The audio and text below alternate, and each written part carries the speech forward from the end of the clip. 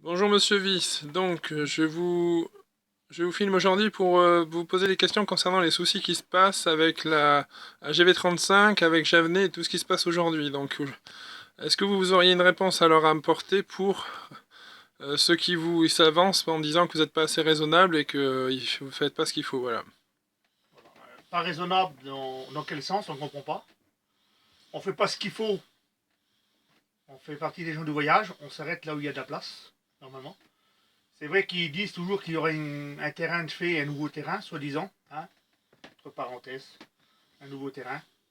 Mais il ne faut pas oublier aussi, s'il faut un nouveau terrain, il ne faut pas que ce soit un terrain pour 15 ou 20 familles. Il faut que ce soit un terrain de 35 familles. Hein, le nouveau terrain, parce qu'il y a déjà Ou 16 alors familles en place. deux terrains de 20 familles.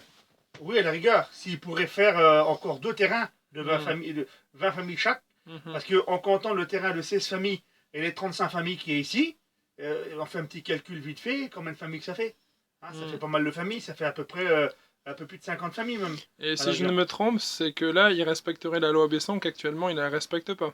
Ah ben, aujourd'hui, eux, ils se dégagent en disant, voilà, ils placent directement devant nous ce sujet en disant, nous, on n'est pas hors la loi, c'est ce qu'ils disent, parce qu'on a un terrain, des gens du voyage, et on a un air de grand passage. Bon, le terrain d'accueil des gens du voyage, il n'est pas adapté pour tous les gens qui font partie de Fougères. Il n'est pas du tout adapté. Et voilà.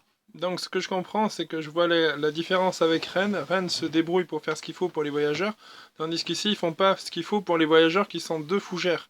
Et d'autant plus que vous avez les enfants scolarisés. Oui, on a des enfants scolarisés ici depuis des années déjà. Euh, mais c'est toujours, ça rentre toujours dans le même contexte des choses. Ils disent on va vous donner ça, vous verrez, ça va le faire, etc. Ils nous ont promis en 2003, comme le terrain a été fait ici, des terrains familiaux. Donc depuis 2003, ils nous ont promis des terrains familiaux. On les attend encore. Et puis à chaque fois qu'on va, ils disent l'année prochaine ça va changer, l'année prochaine ça va changer. Hmm. Et ça date de cela.